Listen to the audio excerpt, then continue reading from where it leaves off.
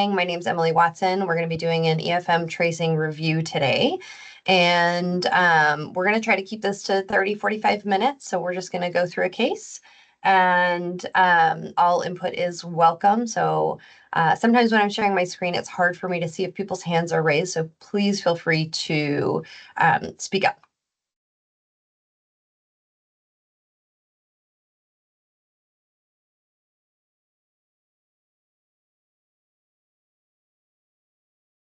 Okay. So a couple of housekeeping tips.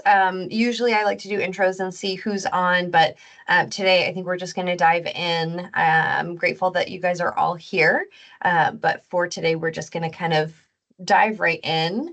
If you wouldn't mind, if you're attending live, if you can put your name, facility, and years of experience in the chat, it's just helpful for us to know kind of who's attending, who we're reaching. That's a good way for us to keep track. And like I said, speak up at any time, hands raised or not. That's usually where the best learning comes from is the questions that you all bring to the table. The strips that we're going to be looking at are privacy protected. So we are allowed to discuss these cases, although they are partially fabricated for learning and privacy purposes. And all definitions that we discuss today will be taken directly from the NICHD definitions that we should all be using in practice, and we will have a link to that on the last slide. I will share the slides from today with the group that is attending live. And if there's anything else that I can provide as well, just let me know. Okay, so if you guys have been to fetal monitoring trainings with me before, I generally encourage people to, when they're looking at tracings, to always kind of look at them and go through, identify your baseline, your variability, your accels, your decels, your contraction pattern, and then go back and ask yourself these two very important questions. So A, do we have an interruption in our oxygen pathway that we can identify from our tracing? And B, can we rule out metabolic acidemia? So just real quick as a review, what are some examples of things that tell us that we have an interruption in our oxygen pathway somewhere? Shout them out, put them in the chat, whatever you like.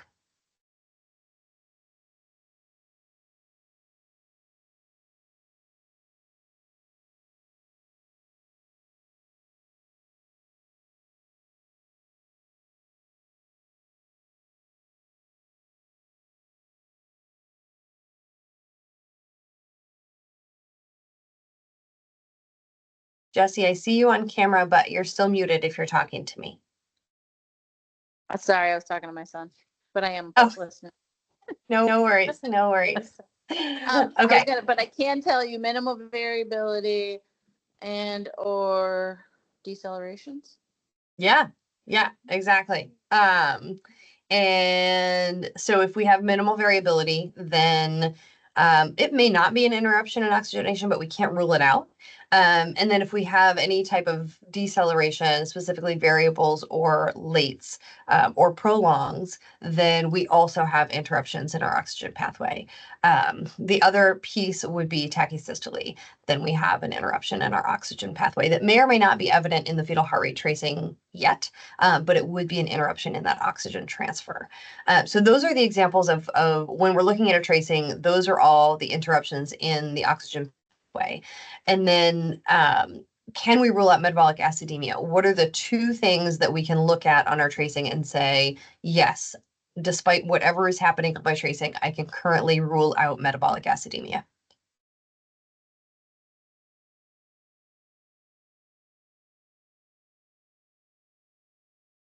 Moderate variability and accelerations. Yeah, absolutely. And I see that in the chat as well. So anytime you have accelerations and or moderate variability, you can reliably rule out metabolic acidemia. Now, we say reliably because this is not a 100% sort of thing.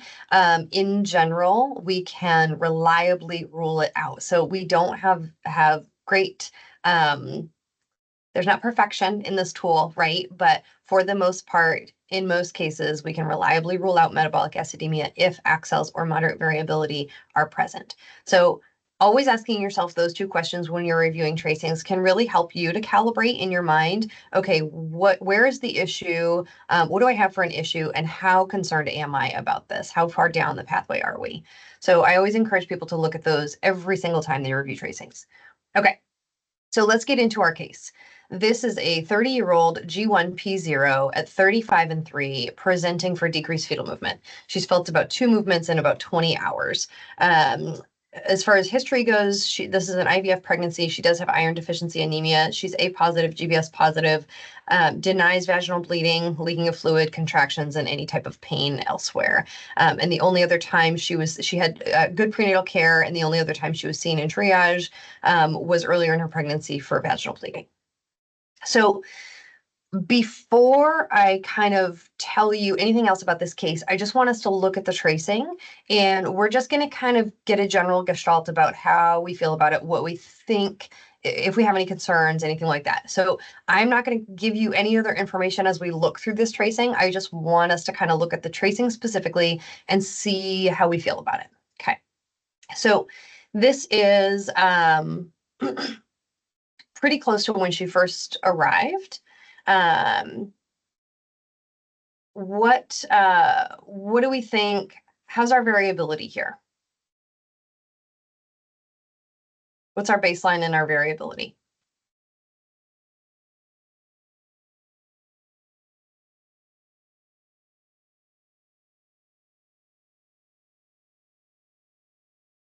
Baseline is 155, and I would say moderate. Okay, 155, and we'll say moderate variability. Okay, Katerina agrees with that assessment. So we're going to look kind of quickly through these because a lot of them look very similar. So this is kind of a continuation, right? It's that same baseline. Are we seeing any accels or decels here? No. Nope.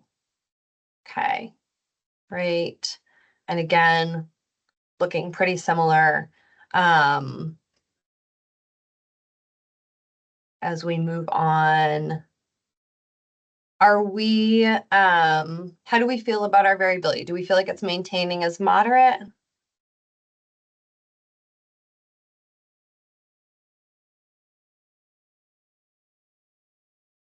Yes, okay. And looks very similar. Looks very similar. Now this little dip right before the 12:15 mark, does that count as anything?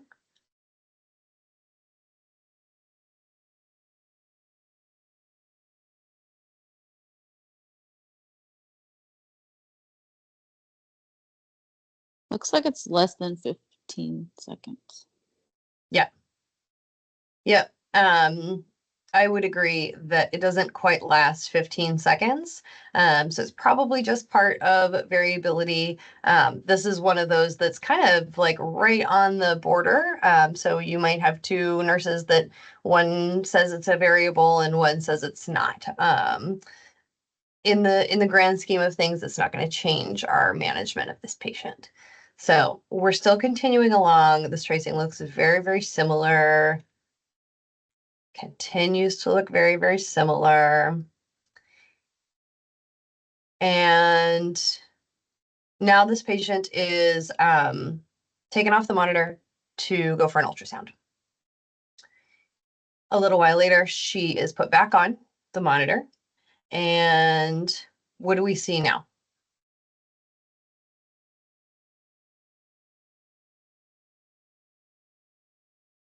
Less variability. Okay, so maybe some minimal variability.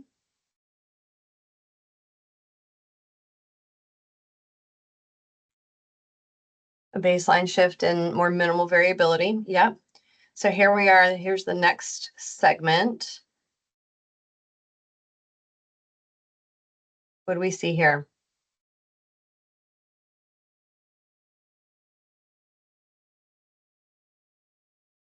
A little more variability. Right, kind of back to that 155, maybe moderate. And then she's taken off the monitor to go to the OR. So Without me telling you anything else about the story, are there any thoughts or guesses about what is going on here? And if not, that's fine. I know that I have not provided you with a whole lot to go on. Seems strange to go to the OR after that, but I don't know the rest of the story. Yeah, I agree. Okay. All right. So now I will tell you. So when this patient went to ultrasound, the BPP was found to be 2 out of 10 for normal fluid only. There was no tone, no movement, no breathing, and a non-reactive tracing because that there were no accelerations on that tracing, correct? So they did an emergency section with a vacuum assist because it was a difficult extraction. APGARs were 5 and 7. This baby was born with significant pallor, poor tone, but with spontaneous respiratory effort. The neonatal hemoglobin and hematocrit were 4.4 and 13.6. The placenta was intact visually, but on pathology review, there was a marginal rupture identified. The maternal Kleinhauer-Betke was 5.7%. So we're going to take a step back and look at that in a minute, but just put that in your back pocket. And the newborn ABGs, so there was no cord gas collected on this baby. My assumption is that there was no blood in the cord to collect it on, but they did a newborn blood gas with gases of 7.03, carbon dioxide of 68, and negative 12 base def. So knowing this, what happened? What is going on? What is the clinical picture here?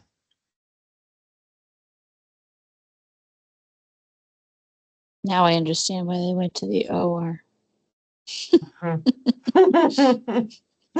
Yeah. So it definitely makes a little bit more sense, right? So she came in for decreased fetal movement, but denied any pain, any bleeding. And so looking at this, what are some things that you would want to, like, if you were like, oh, if I was the primary nurse, I would have wanted to know this, or these are the things that I would be thinking about. Any thoughts on this case?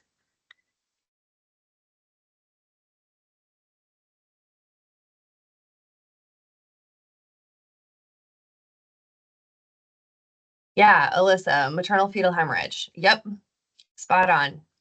So why do you know that, Alyssa? I mean, we personally have had. Take you. Sorry, I had my headphones in. We personally have had quite a few cases of this recently, unfortunately, on our unit. So the Kleinhauer-Betke kind of sparked my, hey, maybe that's what's going on. The H&H of the baby and the placenta stuff that's presented. Yeah, exactly. And this is a really interesting case because the post-delivery picture is so clear. The pre-delivery picture is not clear at all because, as you guys noticed, at first glance, it really does look like it's not like beautiful moderate variability. And in a lot of sections, it's more like minimal.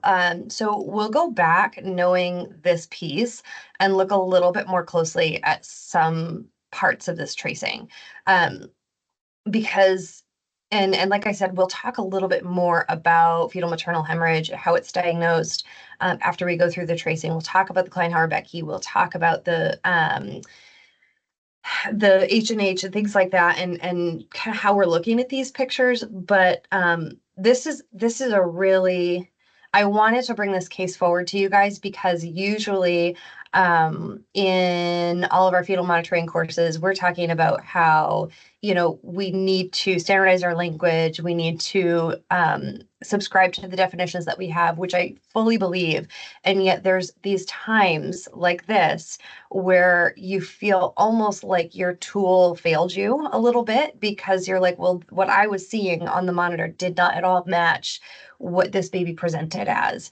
And so I think that we need to make some space to discuss things like that, and have open and honest conversations about why that is and what we're supposed to do when we've done our best to act on the things that we know to be true, and then we're kind of blindsided by the outcome. So let's look back through the tracing now that we know the outcome. And I've highlighted a couple of parts that I happen to know when this patient came in, there was discussion around like some of these parts look almost sinusoidal to me.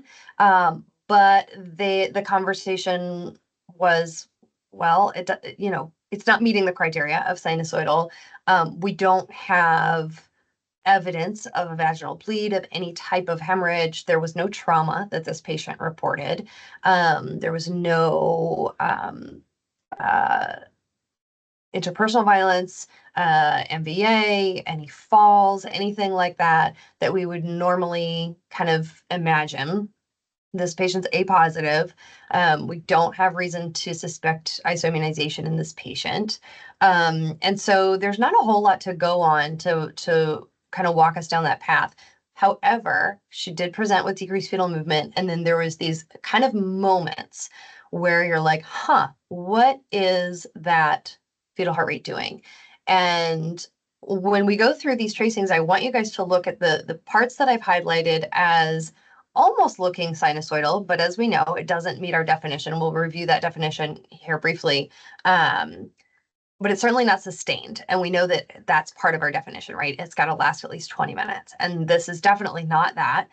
But there's something here that's like, that's a little unusual. And when you take those pieces out and look at the rest of the tracing, it almost looks like you've got minimal variability with these little parts of maybe moderate variability, or maybe something that's looking a little sinusoidal. So just keep that in the back of your mind as we look through this. So there's these kind of smooth, undulating patterns every once in a while. And you could almost extend that yellow box a little further to the left. This looks okay. Maybe a little bit on the last minute there, but hard to say. There's a little bit here.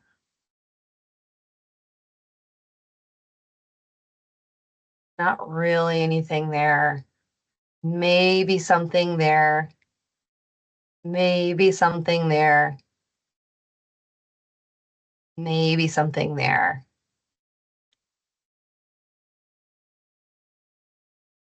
And then really nothing else. And so,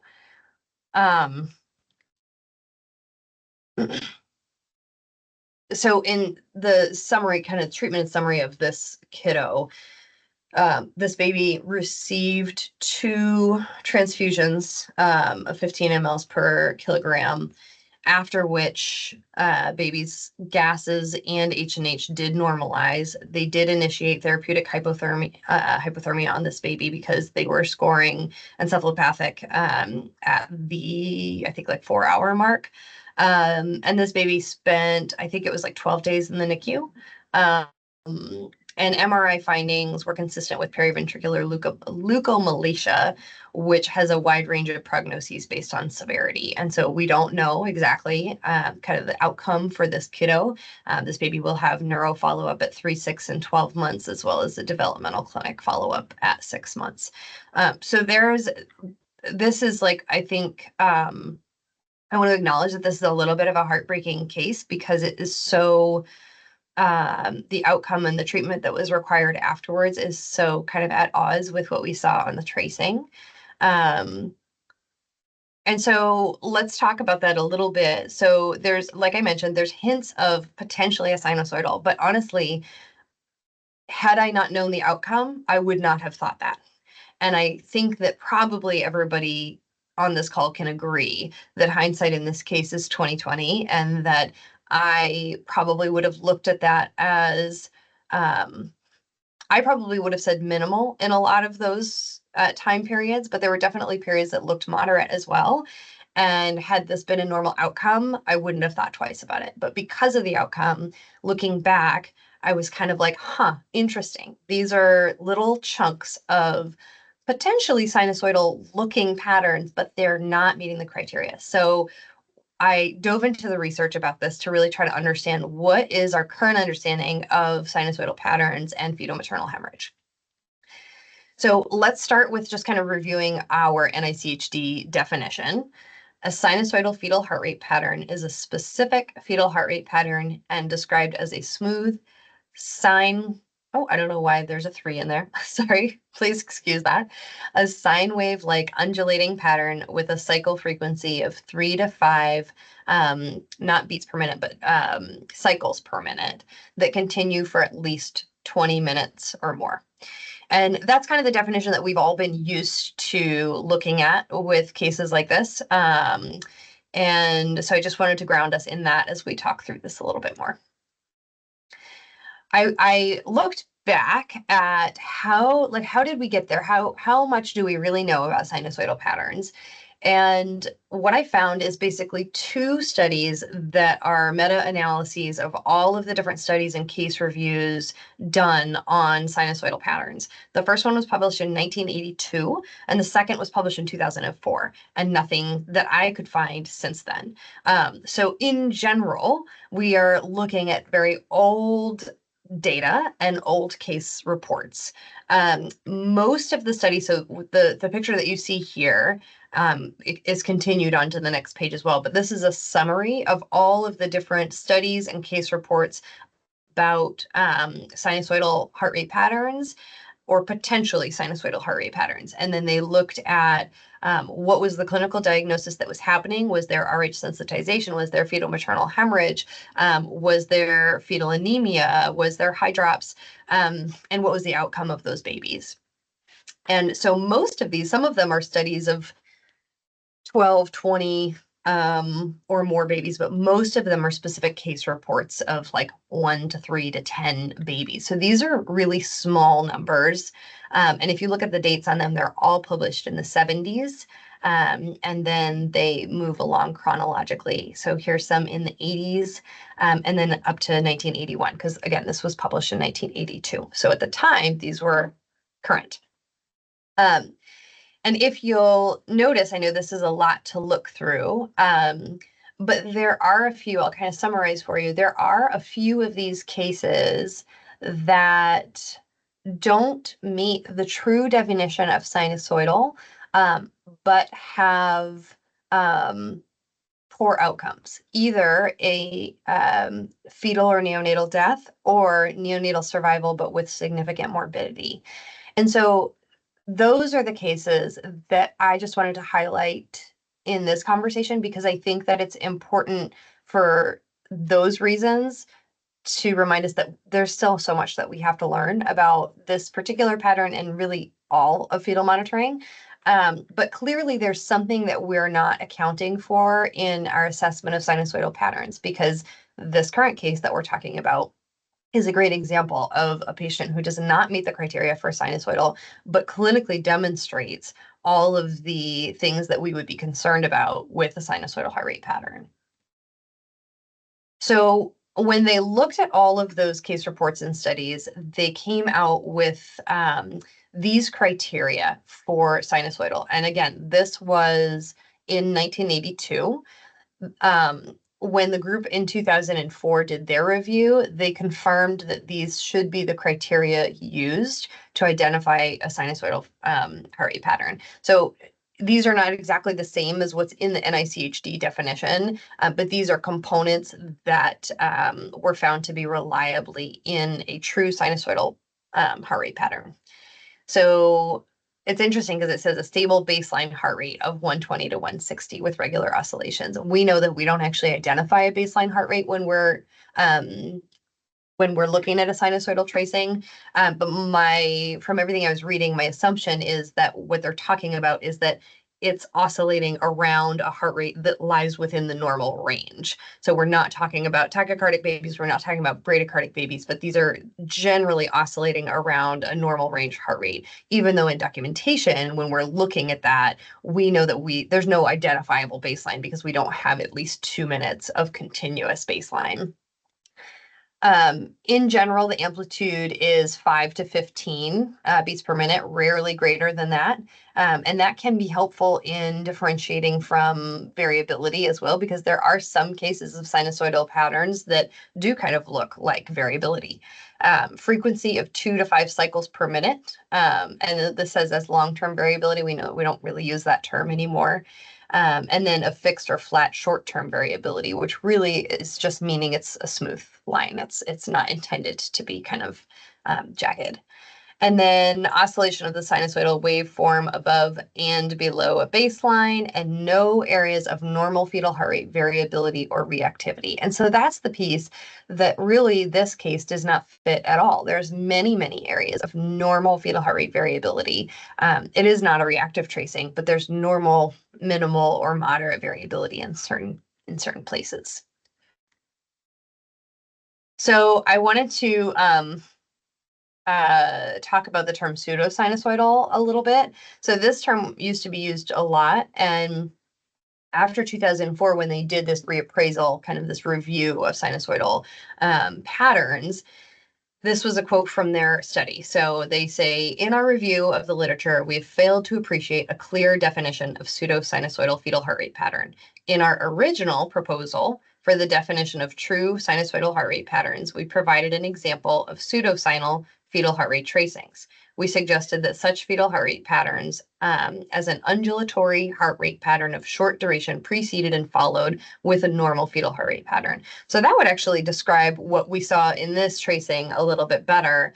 But we don't have a clear definition. When they've looked at all these cases, they can't really find a pattern that has the same outcome or the same significance. And so they've kind of removed the term pseudosinusoidal because, as helpful as it is, because for us, it's like, well, it's a very helpful term to describe something that is kind of sinusoidal, but not quite. But they're saying that this is not a term that has a clear definition. And so since then, we've really tried to steer away from it, although I know that it is still used in practice quite a bit. We should try to avoid it because it doesn't have a clear definition. They did provide, and I think I actually didn't include it in this, which I should have, but they did provide examples of like other terminology that we can use, and it's like physiologic sinusoidal, meaning like for when we know that we can see this pattern when they're sucking their thumb or having rhythmic movements of the mouth, or when they're reacting to things like Nubane or Stadol. Those are like physiologic responses, and so they provided that term. I'll include the list of terms in the email when I send you guys the slides, because I think it's interesting. Anyway, the article that discussed this is cited here on the slide, so you guys can take a look at that. It was really interesting to dig into some of the research around this. And this is the two reviews. So the top one is the one in 1982 that looked at all the different studies, and then in 2004 they kind of reassessed and redefined certain things.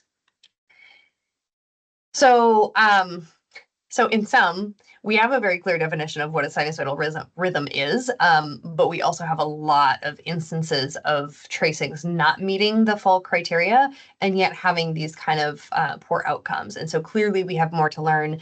And I think that currently there's a dearth of new research about this that I'm aware of. So I think that it'll be interesting to see if anything else comes out about this in the future. We'll talk a little bit about fetal maternal hemorrhage. So this is generally defined as greater than 30 mLs of fetal blood in the maternal bloodstream. Some studies have cited the cutoff as greater than 150 mLs, which is really tricky when you're looking at the incidence, because different studies will look at different cutoff points. Most studies use the 30 ml cutoff for that. So because of that varying cutoff, the incidence varies greatly from 3 in 1,000 to 1 in 3,000. Obviously, with the 1 in 3,000 being from that higher cutoff. So either way, it's rare, but in some studies, even more rare. So the most interesting thing that I found in this research was that most cases of fetal maternal hemorrhage actually occur spontaneously without an inciting event at or near term. And this was shocking to me because I think it's always on our radar, status post MVA or a fall or, domestic violence. But when a patient comes in just reporting decreased fetal movement without any of those inciting events, this is not the first thing that pops to my brain. And so it was interesting to read that, in fact, a high number of fetal maternal hemorrhage cases are completely spontaneous. So the way that we figure it out is by the Klein-Hauer-Becky. That's kind of the best test that we have. It's not perfect. It's not the way that they run the test. It's not a perfect number, but what it does give us is a really good idea of how much blood, fetal blood, has transitioned into maternal circulation. The way that the test is run, and they kind of share this, that it's not, sometimes the maternal cells will react like fetal cells to the testing regimen. So it's not perfect, but it'll give us a really good idea of how severe this hemorrhage was. So the equation here, the maternal hematocrit divided by the newborn hematocrit times the percentage of fetal red blood cells times maternal blood volume. And then a normal percentage is less than 0.1%. And so what that means is that if we were to do KBs on every postpartum patient, in most cases, we would see not 0, but a very, very minute percentage, because in most cases, there is a small amount of fetal blood cells that transition into maternal circulation. But we do not call that a fetal maternal hemorrhage unless it's greater than 30 mLs. And as you may know, 30 mLs is the amount that's covered by 1 dose of RhoGAM. So if we do have, a patient come in, status post MPA or something like that, and we do a RhoGAM eval, they're looking at they're looking for that KB. They're looking for how much fetal blood is in maternal circulation. Is this patient going to be covered by 1 dose of RhoGAM, or do we need to give 2 based on the volume of fetal blood in maternal circulation? So as a reminder, this normal is less than 0.1%. This mom's KB was 5.7%. So a really, really high value. And so this was a significant fetal maternal hemorrhage. Neonatal hemoglobin, seen as a prognostic level, is less than 5. Any hemoglobin less than 5 carries a higher risk of mortality or major morbidity. This baby's hemoglobin was 4.4. So again, significant of a really impressive bleed here. And these are some of the studies that I looked at when trying to understand this better, trying to understand the testing, trying to understand how these numbers are correlated with prognosis and things like that. So the NICHD terminology definitions are linked for you there. Again, I'll send out these slides, but I'm going to stop sharing for a second. And I just kind of want to open it up for questions and thoughts about this case.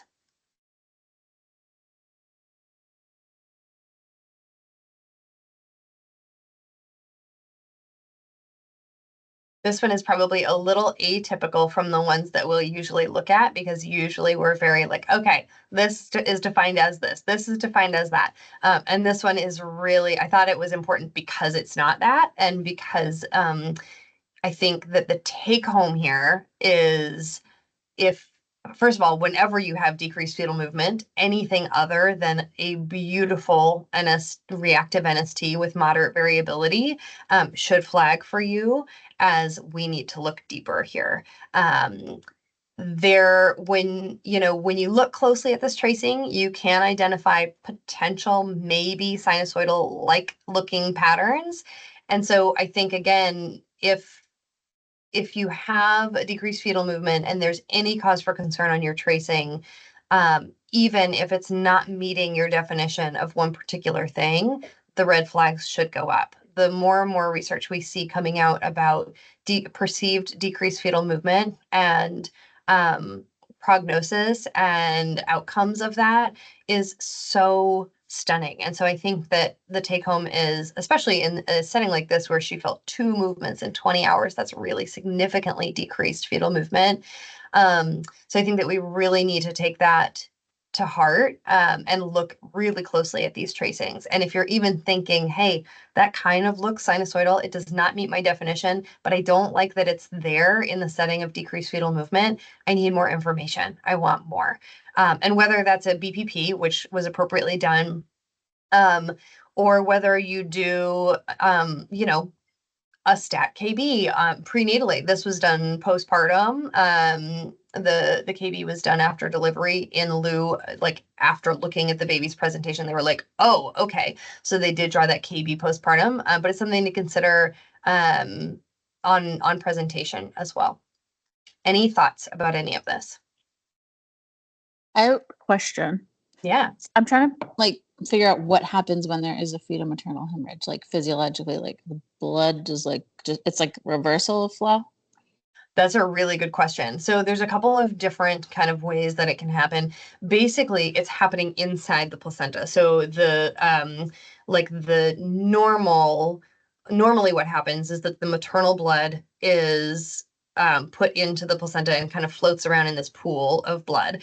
But the fetal blood is always inside vessels that are kind of projected up into that pool of blood, and oxygen is transferred across the membrane. In a fetal maternal hemorrhage, those fetal vessels have, for whatever reason, ruptured and are now just kind of leaking blood into that maternal pool of blood. So you're not only decreasing your fetal blood supply, but you're also decreasing the oxygen coming in. And so, you've got like decreased oxygenation and decreased blood volume. Which reminds me that the physiology of a sinusoidal heart rate pattern, there's a lot of theories about like, what is it that actually makes the heart rate do this weird sine wave like pattern? We don't know for sure, but all of the best theories, the most founded theories that are correlated with the most reliable outcomes, seem to think that it's just a profound hypoxia in the brainstem that has now impacted. It's like a compensatory mechanism of the parasympathetic and sympathetic nervous systems. So once you've kind of gotten to a specific tipping point of hypoxia in the brainstem, then this is the pattern that starts to emerge. There's another theory that is like this is the hypoxia has caused the heart rate to now be driven by not the brainstem because it's too far gone. And so this is like kind of a different pathway of what's driving the heart rate, but that doesn't seem to have gotten as much traction as just like profound hypoxia in the brainstem. So I think that what probably like my hypothesis about this case is that those little snippets of maybe what could be sinusoidal, if we kept this patient on the monitor for more time, would have developed into a true sinusoidal pattern. And maybe there wasn't enough brainstem hypoxia yet to drive that pattern.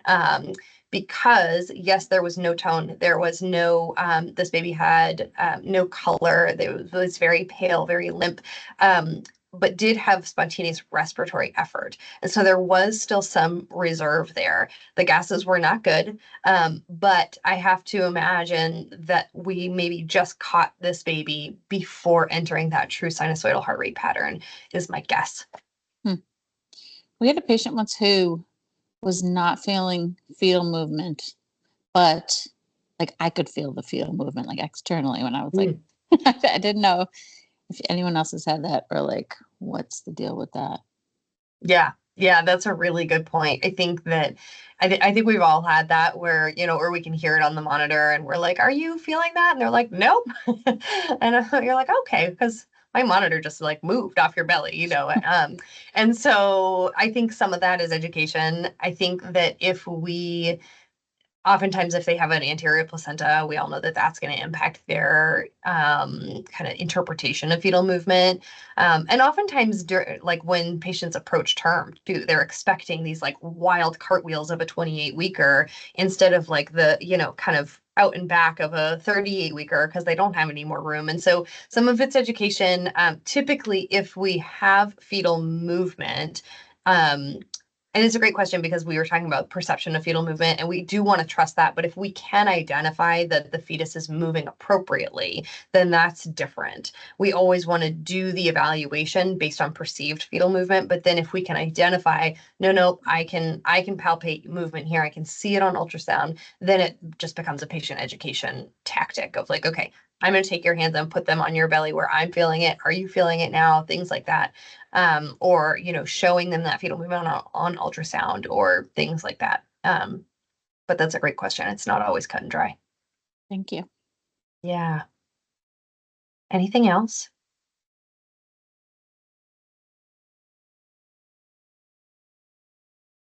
Okay. I think that we'll try to do these quarterly, I think, just kind of offer them out. And I will always try to record them and then share them out with as many people as I can so that people can watch after the fact if they'd like. If anybody has any requests of like, hey, I want to talk about this particular type of tracing, I will do my best to find something and put it out there. Otherwise, I'm just going to kind of take the opportunity to review what comes to me, what I'm able to find.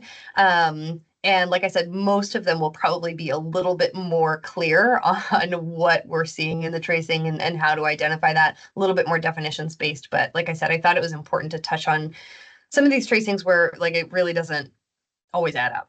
So I appreciate you coming. Thanks all. Thanks. Thank you.